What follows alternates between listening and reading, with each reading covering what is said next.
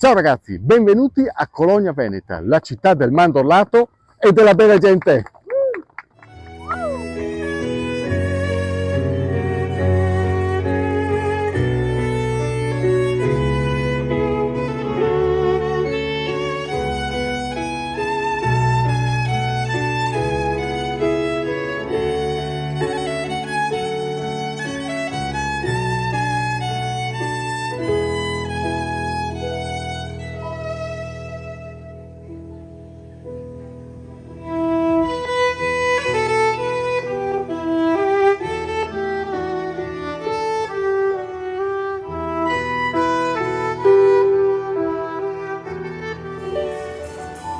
Ogni anno, quando arriva l'inizio di dicembre, il paese si trasforma e Cologna Veneta passa dall'essere la città del mandorlato sulla carta ad esserlo sul serio, perché i produttori vengono in piazza, che diventa la loro vetrina. Produttori che in realtà stanno già lavorando da diverse settimane alla preparazione di questo dolce, la cui ricetta risale alla metà dell'Ottocento, quando un farmacista, o meglio uno speciale perché così venivano definiti all'epoca i farmacisti, elaborò la ricetta che viene usata anche oggi.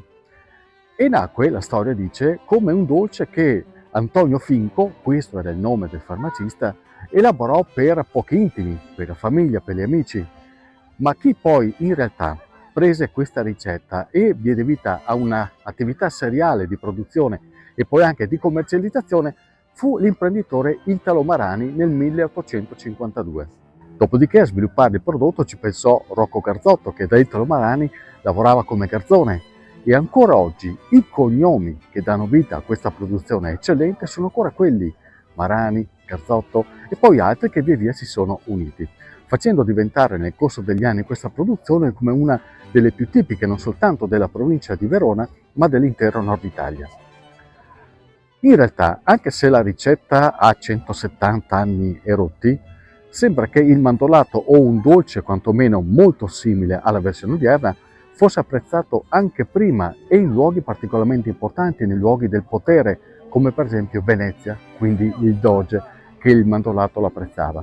E non è un caso che le celebrazioni in occasione della 40ª festa del mandorlato che si tiene quest'anno siano ancora una volta partite con il corteo storico. Questo corteo rappresenta l'Ottocento, quando è partito il mandorlato, è stato creato nel 1800, una storia ancora ai tempi dei dogi, dei veneziani amavano questo mandorlato, e abbiamo portato con noi anche qua in questa sala consiliare, che è proprio la residenza estiva del doge, abbiamo il nostro doge con i suoi figuranti a mangiare il mandorlato di Cologna Veneta. Cultura del territorio, perché c'è una grande storia, una storia, come dicevo prima, partita del 1840. Sappiamo che ci sono delle generazioni e famiglie che lavorano 6 generazioni che portano avanti questo prodotto. Questo vuol dire cultura, vuol dire storia e tradizione. 40 anni di festa del mandorlato, che cosa rappresenta per voi un traguardo come questo? Innanzitutto è un elemento di emozione, siamo emozionati, siamo contenti, riusciamo così a far vedere Cologna Veneta, a farla scoprire attraverso il suo dolce, il mandorlato, che ben rappresenta i colognesi. Fuori è duro, però quando lo conosci, lo mastichi, ne scopri un sapore dolce e poi il retrogusto amabile, quindi siamo molto emozionati e contenti. Significa valorizzare anche la cultura del territorio, c'è un valore identitario al di là della bontà del dolce. Ma sicuramente sì, perché poi usa prodotti che non sono tipici delle nostre zone, ma la sapienza e la cultura delle persone hanno fatto sì che questo dolce possa essere poi gradito e scoperto non solo a Cologna, non solo in Veneto, non solo dove c'è stata emigrazione da parte dei veneti, ma comincia a diffondersi ovunque. La ricetta sostanzialmente non è cambiata, si parte sempre con miele e zucchero, da cui si ottiene un primo amalgama che prende quel colore bianco caratteristico.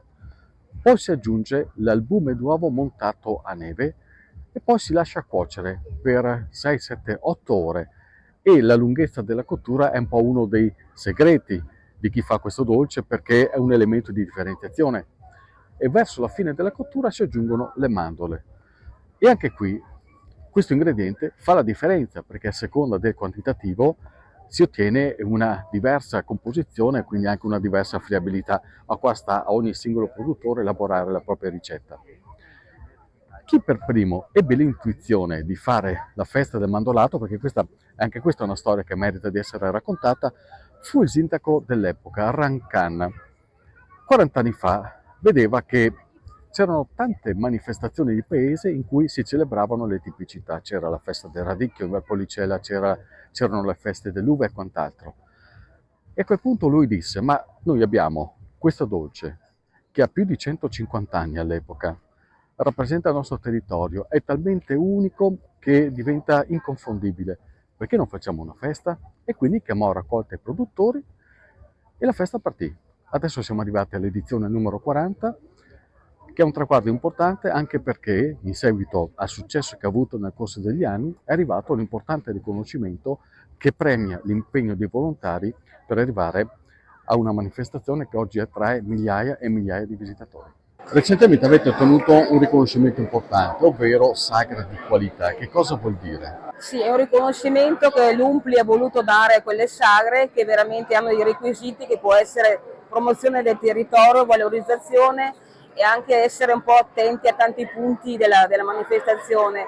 Ecco, noi nel 2019 ci siamo riusciti, questo vuol dire essere sagra di qualità, ma non fermarsi, ogni anno di migliorare sempre di più. Difatti cerchiamo sempre di fare il meglio di noi, di promuovere sempre questo prodotto, perché veramente è una cosa che merita, tipica, devo solo dire grazie agli Umpli che ci credono a queste sagre, a queste feste. Ma secondo me questo prodotto varcherà senz'altro i soldi nazionali, perché già i produttori lo stanno esportando un po' in Olanda, dappertutto, insomma, secondo me ci deve andare per forza. Quale può essere il futuro del mandorlato? Ma il futuro del mandorlato io penso che sia un futuro in ascesa, perché è semplicemente un dolce buono e raffinato. E le cose buone hanno sempre un percorso.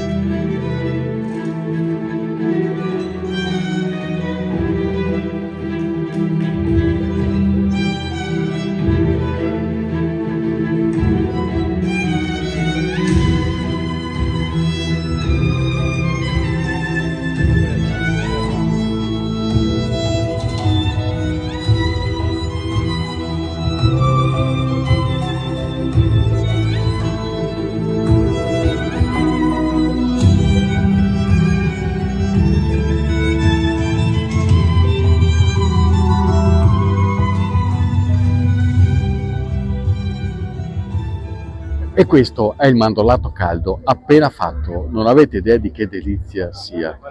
Fine giornata, fine festa, è d'obbligo fare un po' di coda, ma vale la pena assaggiare. La festa c'è anche la settimana prossima, quindi non fatevi scappare l'occasione. Ah sì, ciao ragazzi, che buono.